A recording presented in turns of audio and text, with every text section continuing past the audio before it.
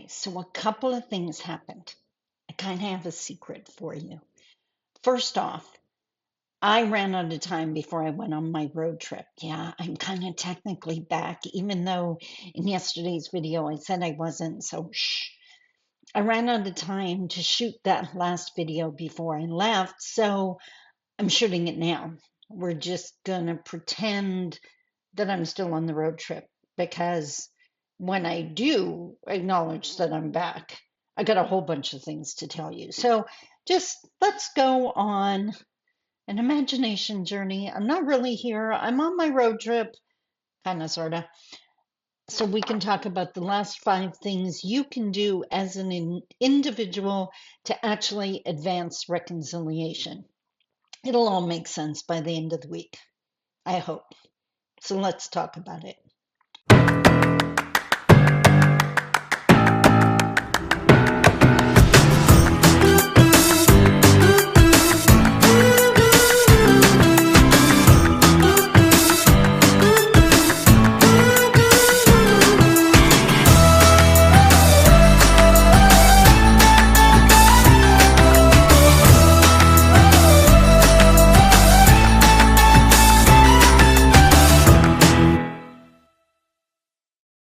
Bonjour, Mishko Paganon, Quain Edition of Cosmondo Dam. Hi, everybody. My name is Sandy Boucher, and I have something stabbing me in the eye. I'm going to guess a random gray hair, because anyone who has gray hair knows they do whatever they want to do. Wow, that is not fun. Okay, are you gone now? Are you gone now? How about now? Now, hair is not caught in my glasses. That's happened too. I think I'm good. Hi, my name is Sandy Boucher, Mishko Paganon, Quain Edition Mundo Dam. I'm Red Thunderbolt Woman of the Loon Clan, a proud member of Seine River First Nation in Treaty 3 territory in Northern Ontario, and I make my living as a public speaker. I am dedicated to Indigenous Canadian reconciliation, so as I describe it, I balance the feather. I spend half my time working in First Nation communities, helping them to heal, helping them to get past the past, helping them to realize their value is not dictated by some other person, and another person's vision problem is not their value problem, even though that's not what the environment's been telling them for years upon years upon years. And the other half of the time, I'm working with non-Indigenous entities, helping them with missing pieces, misinformation, and stereotypes that just the education they never received. I share an Indigenous perspective, and that's something that non-Indigenous Canadians have been denied. So if you're new to my channel, welcome. I'm so glad you're here. Don't forget to subscribe. I share a lot of good stuff. And if you've been on this journey with me for a while, I hope you know how much I love you. Now, water. No. In yesterday's video, I shared the first 5 ways an individual can help advance reconciliation. And I shared how it's from a handout that I did because a while back I was asked to speak to a group on how to help Indigenous people feel welcome and supported in the city of Thunder Bay, which is where I live. And if you don't know about the reputation of the city of Thunder Bay, you should probably Google that. We have the reputation for being the capital of anti-Indigenous racism. There are people who live here that would debate that. As a white presenting Indigenous woman, I can tell you it is so real, it is so earned, and it's something we got to get on top of. So when I was asked to speak on how we could change that, I jumped at the chance. The problem? I was given 10 minutes to speak to it. And if you ever ask an Indigenous person to come in and speak on something so instrumental to our futures, to our current lives, to our safety, to our well-being, please don't give us 10 minutes to do it. But anyone who knows me knows I'm up for a challenge, so I thought, how in the world am I going to do this? Well, I came up with a handout, and I thought, you know what? They're not going to have a chance to talk to me or ask questions while I'm there, but at least I hope the handout gets them thinking even after I'm gone. So, yesterday we talked about the first five. Just a quick review here. Number one, in a time when so many feel powerless, responsibility is power. Own that making people welcome here is a responsibility we all carry. I mentioned yesterday this does not just apply to the city of Thunder Bay. If you're in Canada, you have a responsibility, as far as I'm concerned, to make Indigenous people feel welcome and valued on our own traditional territories. If you are not doing that, you are officially part of the problem. Two, own your privilege. Know your experience is not the experience. Take the quiz. And of course, I'm talking about Peggy McIntosh's Unpacking the Invisible Knapsack quiz. It's available online. It's open source. You can download it and use it. I always suggest people go through the first time, check off how many of the phrases that Peggy used to describe her own reality, how many of those you can relate to, which will help you determine your level of privilege. And then I always ask people to go back and do the quiz again, and this time imagine what it's like to not have any of that privilege. That'll get you way closer to understanding the Indigenous experience. Number three, know that choosing to do nothing or to stay silent is a great example of your privilege. Others can't take their skin off. And yesterday, and in many other videos, I have acknowledged my own personal privilege. I am a white presenting Indigenous person. If I'm not wearing my beadwork, if my tattoos are covered up, I'm gonna be pretty much accepted. But if darker family members try to do the same thing, go to the same establishment, order food at the same restaurant, or even my son who is darker skinned, they're going to have a whole different experience. That's what I'm talking about. Number four, be an ally while understanding that ally in this context is a verb, not a noun. Take action. And I suggested that I shared how the best description of how to be a great ally that I've ever heard was actually three very short phrases: shut up, listen, do only what is asked. Be quiet so you can hear the Indigenous voice, listen to the Indigenous voice, and then when we say we need your help doing something, do just that. Don't add to it. Don't try to do more. That's paternalistic. That's taking back the mic and the power again. If you want to listen to us, listen to us. We know what we need. So don't add in. Number five, educate yourself on what internalized oppression is and what it looks like. Recognize the three ways humans react to long-term oppression when you see it, which is violence, acquiescence, and nonviolent resistance. Which brings us into number five, which is today's video. Number six, I should say. Number six is support any and all nonviolent resistance. Do not take the mic. Nonviolent resistance is any action that an oppressed person takes. This is basically screaming to the world, I'm not the stereotype. I refuse to be the stereotype. I don't believe that about myself or my people, and I'm proving you wrong. An Indigenous youth graduating from high school is an act of nonviolent resistance when you live in an environment that tells you you're going to be a welfare bum and a drain on the coffers of the country. That takes guts, that takes nerve.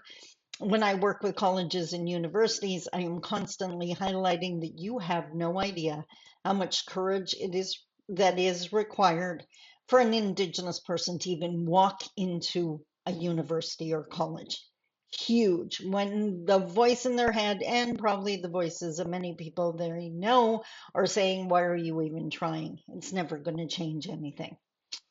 That's oppression, internalized oppression in the form of the voice in your head and the voices of others. So do not minimize it.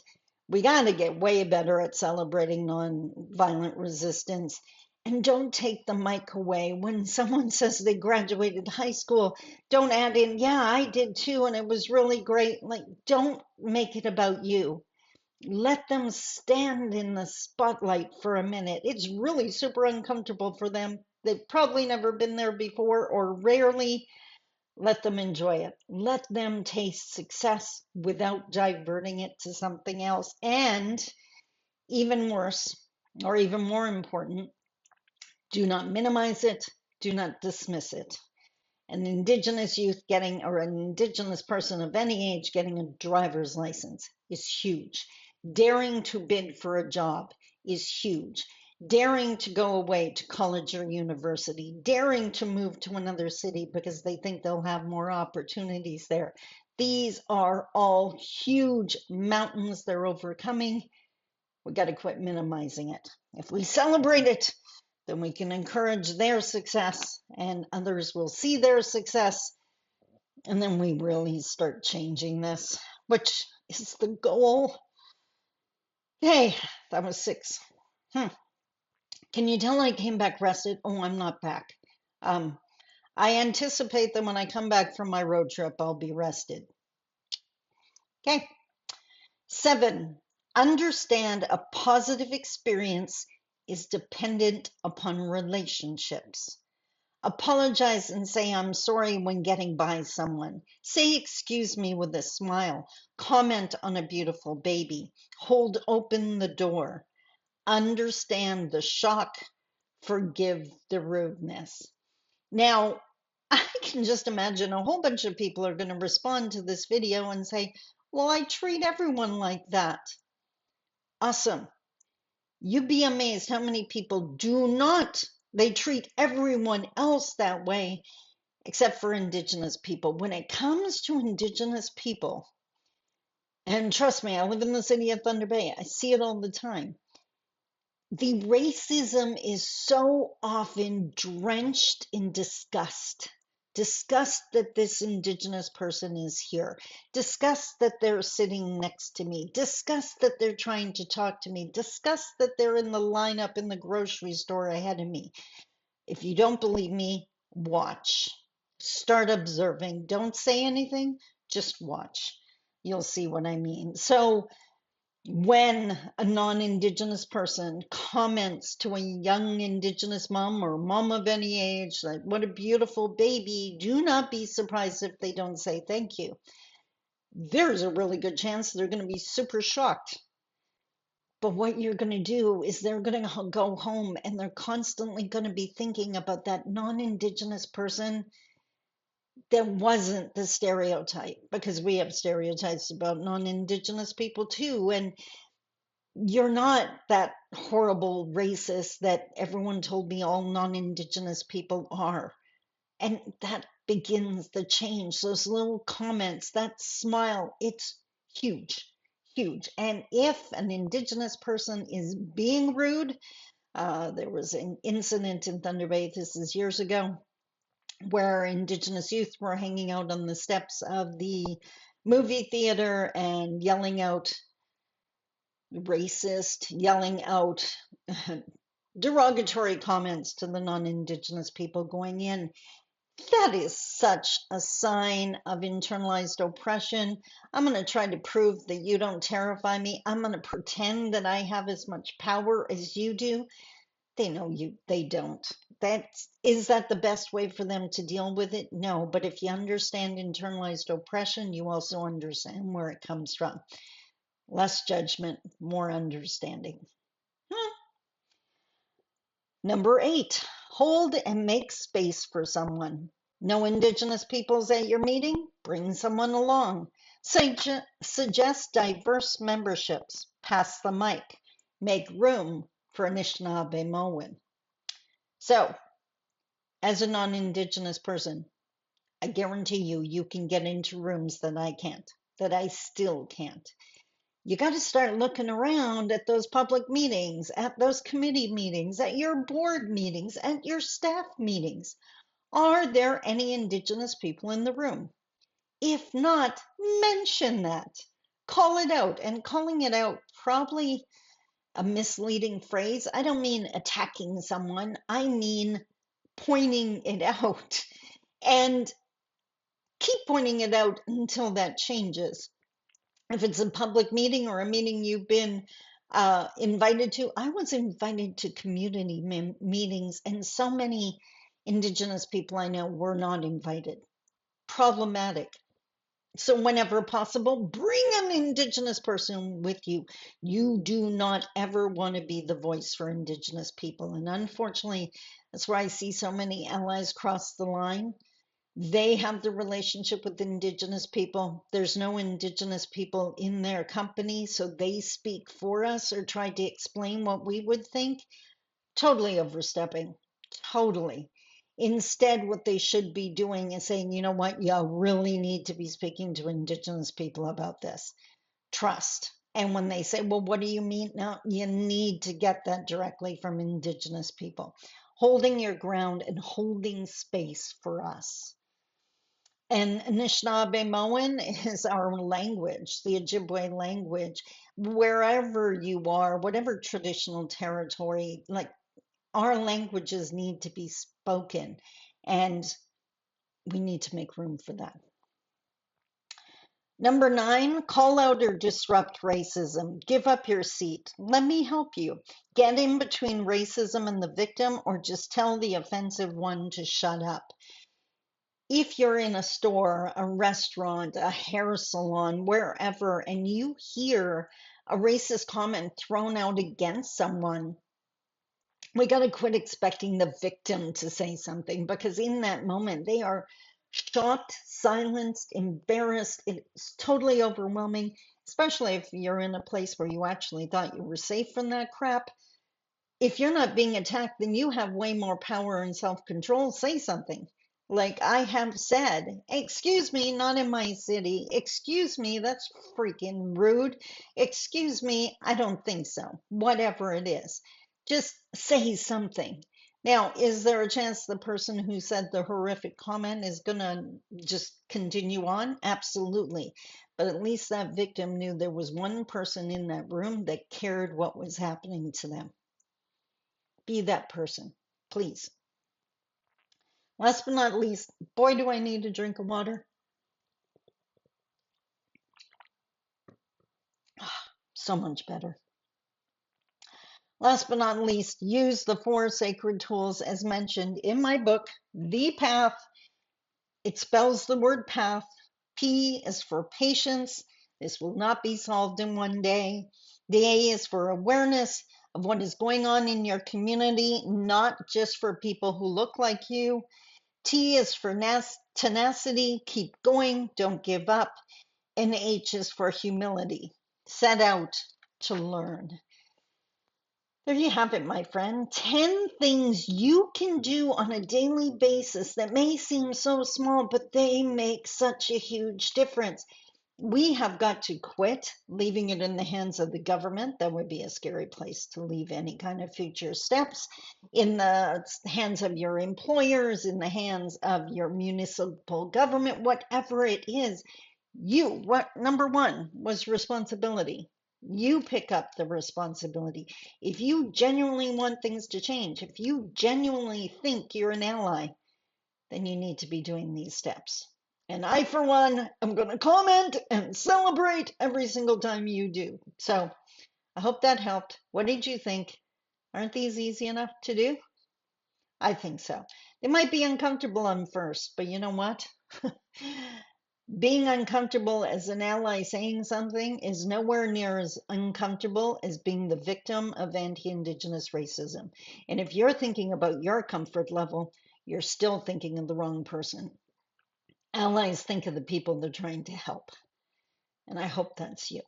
So tomorrow is May 1st, which means the video we're releasing is the next episode of my podcast with Millie. Absolutely love it. And Thursday, I will be back from my road trip. And I have something exciting to share with you. Lots of changes underfoot. I hope you enjoyed this video. I love you lots. Talk to you soon. Bye-bye.